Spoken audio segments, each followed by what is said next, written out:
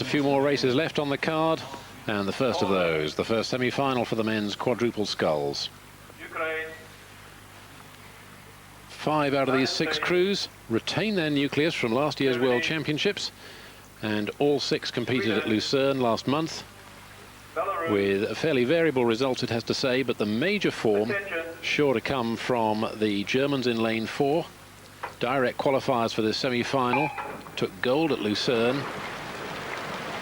Andreas Hayek, the sole survivor of last year's bronze medal German quad, and the crew boosted, I feel sure, by Andre Wilms in the stroke seat. He took the gold medal in the men's singles last time round. Yes, Germany have a tremendous tradition in this event. There's some splendid quads that were stroked by the great Martin Winter, which are an absolute pleasure to watch, and I've no doubt that this will be another very well drilled and extremely powerful German quad. As they go through the 500-meter marker, 3 to go through, remember, in this semi-final. Ukraine leading Germany, with Belarus in 3rd, but it's all very close up for those qualifying places. You can see now a great shot of that German crew as it's just eased through the Ukraine. Very easy, squeezy, which belies the size of the men in this crew. They're all very big, very powerful athletes. And Andre Wilms, as Robert was saying, last year's world champion in the single sculls, stroking them there. An awful lot of horsepower in that boat, and it's all made to look very easy as it's all being channeled into those sculls. So the crew's moving through now to the 1,000-meter mark. Germany lead, Ukraine in 2nd, and the US in 3rd. Those 3 crews at the moment occupying those qualifying places for the grand final.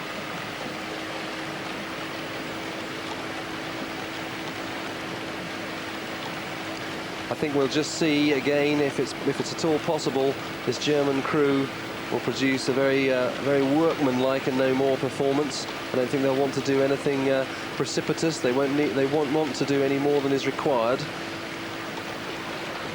You see Wilms there just glancing across to his left.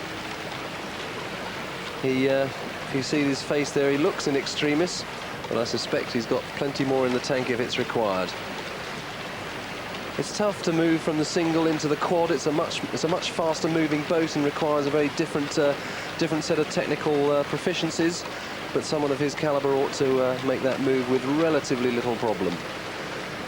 So the US challenging the Ukrainians there for that 2nd and 3rd place.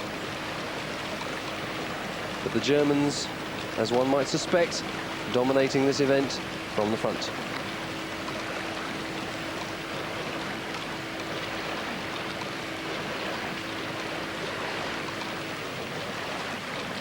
Yes, as you say, John, it's difficult to imagine that these 4 men in the German boat probably weigh at least 95 kilos a man. And when you're sitting down in the slim hull of a quad scull, it's all too easy for that sort of mass to be distorted a little. But no doubt about the fact that at the 3/4 mark, 1,500 meters out from the start, the Germans maintaining a 3-second lead ahead of Ukraine.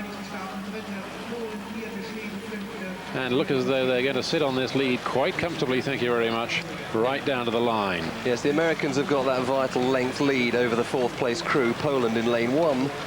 And they'll be trying to just nurse themselves now over this last 250 meters or so of the course. The Germans look very untroubled there.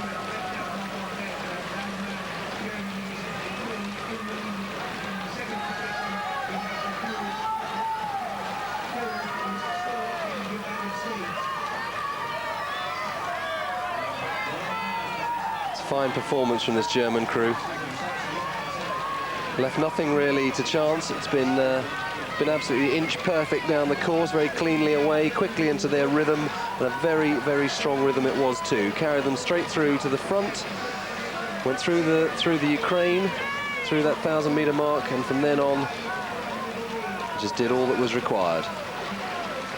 Those are the 3 crews then to qualify, and this is the first of the 2 semi-finals. Germany, Ukraine, USA, first 3 places.